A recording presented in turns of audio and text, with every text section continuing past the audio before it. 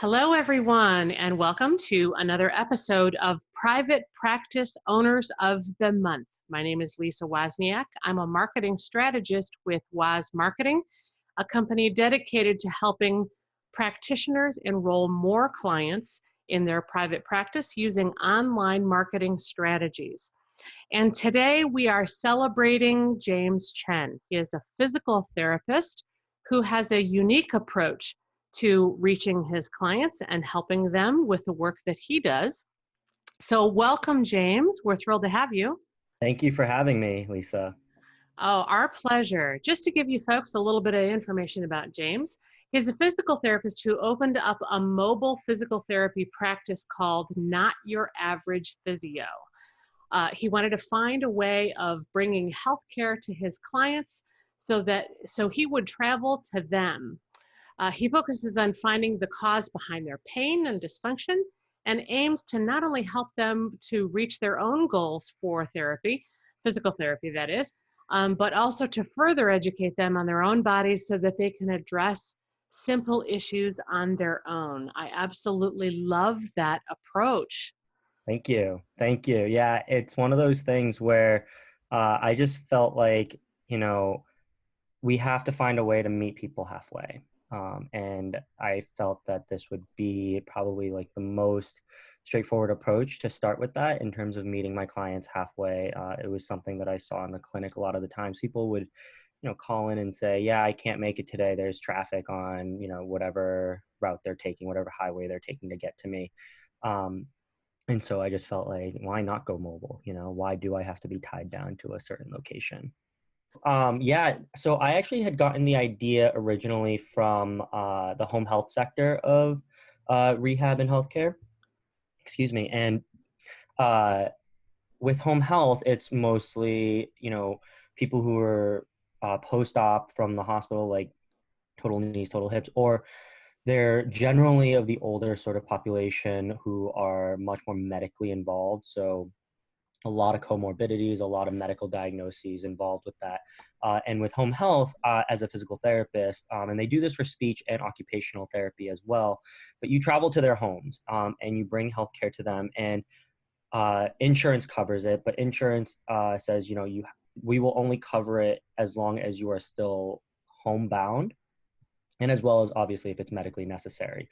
So it's more for people who can't leave their homes, whether it's medically contraindicated or they just aren't safe to leave the homes necessarily to get to, say, an outpatient facility.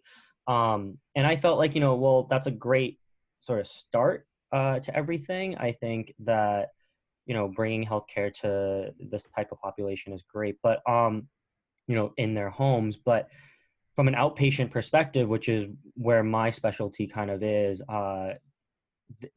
there's really nothing like it. I know of one giant, large, sort of national company that does outpatient in the home. They're called Fox Rehab, but it's not the norm. It's definitely not the norm. And so for me, when I decided to go out of network and on my own, I thought, why be tied down to a place and have to look for a location? Because then I become limited to where am I located? Do I even have a good location for my building, right? We see that all the time with businesses where it's like, oh yeah, you probably picked a really bad location for this business, for this building, and you're in the same town, but like the next street over might be better for foot traffic or whatever it is you're trying to get. So I didn't want to have to deal with that and scope out the market. And I felt like I have a car, I have a table, I don't need a lot of equipment for what I do. And I've been lucky because I treat a lot out of different gyms too. So I get equipment from them kind of just as like a sort of benefit and a perk. So they let me use their equipment. I treat their members, and it's kind of a great sort of two-way, win-win deal, right? So tell me, what kinds of changes did you see for your practice, for your business, when you opened up this approach? So it started with, a lot of people were just really, well, they were shocked and a little surprised because, so I started off in October of 2018, and I started by seeing people out of the gym where I'm a member. I'm a member of Anytime Fitness in Quincy, Massachusetts. And they were very gracious. The manager and the owner were very gracious and helpful in letting me utilize some space to treat their members. And initially with the members, they'd be like, oh, well, like, where do I go to come and see you? Like, that's one of the questions. Obviously, they're like, do I like, are you far? Are you close? Is it convenient? And I'm like, I can see you right here. So I'm like, if you're already coming to the gym, you can just make a pit stop here, an hour before, an hour after, right? So either you come early or you stay a little later. I'll treat you around your schedule. And it's the flexibility of that. I think a lot of members have appreciated that. And the same has gone with, any of the CrossFit gyms that I've worked with as well. I work around their class schedules. Whenever they're having class, obviously I'm not going to treat there, but if they have a bit of a lull and it's like an hour before class, I might try and fit someone in. And people have been very happy about that because it's a one-stop shop kind of thing. For me, I like to, my ideal client is someone who's very driven and motivated. So if they're already coming to the gym to work out, right, then they might as well come and see me as well. And then I'm not worried about them not coming to the gym often or anything, because it gives them either a reason to come to the gym, or two, it makes it easier for them to come see me because they're already going to come to the gym anyways. So it's kind of a win-win for both me and the client, because if they're not someone who has been motivated to go to the gym, it motivates them to be at the gym because they'll come and see me and then stay, or they'll work out and then come see me. Or like I said, if they're already going to the gym, then I don't have to worry about them necessarily not coming to see me because it's not really out of their way at all. Kind of just takes that element of traffic or, life and just any chaos that might happen out of the way. There was a day in the clinic when I worked, this was when I worked for an in-network clinic before I went on my own, where we were located. The street would flood a lot if like the main street that we were off of would flood a lot if it was downpouring, or we actually had one day where I think like the water main broke, so it flooded, and all collects right where the entrance of the plaza is, because it's lower there. It's just elevation's really low, and the streets kind of slope downward. Every single patient, not just mine, but for the next like 4 hours, canceled that morning because they're like, we can't get there. It's just not possible. We're not going to be able to get there. We can't cross the street. It's not safe. It's pouring.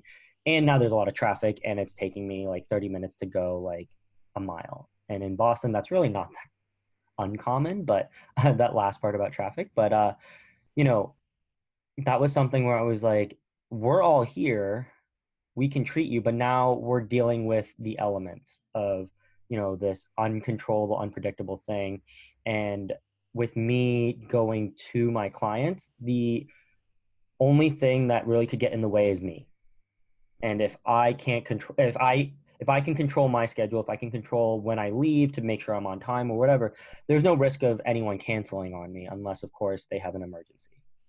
I mean, how does the growth scaling for that kind of thing work?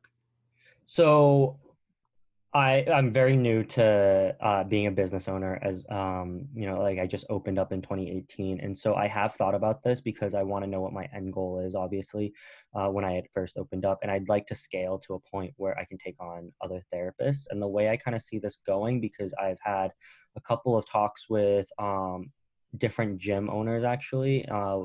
One downtown in the South End, and then one a little bit farther out from Boston, but still close to where I live. Where they have a lot of members and a big need for this. I'm going to probably start with like office hours type of, sort of situation, and a sort of setup where I say I'm here at this location on these days for these hours. We can make something work, and then obviously set up something by appointment if that's necessary. And I think when it gets to a point where, traveling between like 2 or 3 locations is going to be a little bit too much for me, that's when I'd probably think about picking up someone else at that point, and maybe just say, you cover these locations on these days, type of deal. Fantastic. Because I'd still like to keep the flexibility that I have. I've thought about opening up like a brick and mortar place and kind of renting permanent, like one space, sort of like a one location type of thing, where people come to me. But I think I kind of have that. If I open up and if I kind of work with a couple different gyms, which, I'm in the talks with right now. And I think that allows me a brick and mortar space without being traditional. And on top of that, like I can have multiple locations all at once. Ask you, what advice would you give to a practitioner who has this brilliant out of the box thinking going on, but they're afraid to execute it? So for me, and it's obviously easier said than done. And I think where I'm at right now, it's kind of like hindsight's 2020. I wish I had done it sooner.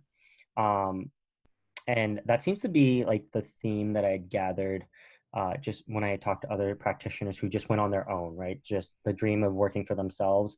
Um, and I think, my advice would be, if you're truly passionate about it, you've got to go for it. You've got to go for it, and you've got to at least try. And for me, I'd listen to a bunch of podcasts, and my biggest fear at the time was just going out on my own. Would I be successful? Would I know what I'm doing? And I have to say that success, we have to, one, figure out how to measure success, and it's kind of hard to measure it in an objective way. So it's kind of subjective to how you picture success. But also, would I know what I'm doing? But I think, I'm still learning. I think everyone's still learning. There's not one right way to grow your business. One strategy might work for, you, but it might not work for someone else who's trying to grow as well. Even if you're in the same location, it depends on your personalities. It depends on how you implement. It depends on your relationships that you have. One of the strengths of, I think, of kind of my practice right now in terms of how it was able to grow is the relationships that I built over the years. Amen. I spent a lot of time building these relationships. And the thing is, it wasn't like I went into any of these relationships being like, one day I'm going to open and then, I'm going to have these relationships type of thing. I went into it open-minded and just looking to meet people and getting to know people, getting to help people. Because it started off with the gym where I'm a member of. I have treated the former, not former, but the manager and the owner. And through those relationships, they have just been amazing people in terms of, telling people about what I do because they've experienced it. They've experienced it. They know what I do, right? And so they're able to let people know that I'm different than the person down the street. And I think that that's really helpful because some of these other gyms that I've been trying to talk to, it started with relationships that mutual friendships that I've had with these people. And cultivating these relationships around you is really, really important, I think, in a genuine way.